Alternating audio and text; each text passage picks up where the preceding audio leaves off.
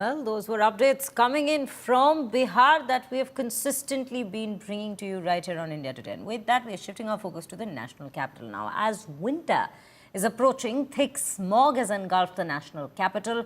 Delhi's air quality continues to remain in the very poor category with no relief from the rising pollution levels. Dense smog was reported from several areas of the national capital. National capital has even been struggling with worsening pollution levels at the same time for the past week as dropping temperatures, stagnant winds, meteorological conditions and rising vehicular and industrial emissions continue to trap pollutants close to the ground. Now, amid growing concerns over the deteriorating air quality, the Delhi government has even launched several anti-pollution measures which include an intensive drive for deep cleaning of roads to reduce the dust, with 200 maintenance vans, in fact, being deployed across the city for the same.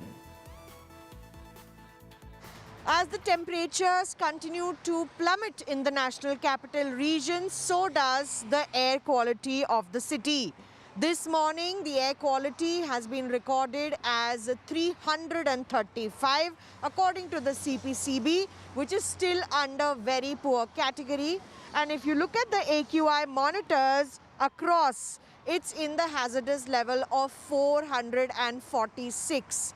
Clearly visible from the layer of smoke and smog behind me at the moment, especially aggravated in the earlier parts of the morning within the NCR region.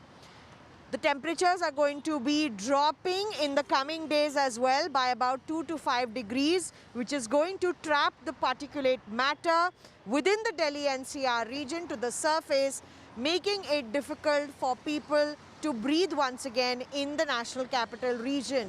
And currently it seems there's not going to be any respite from the increasing pollution levels in the national capital.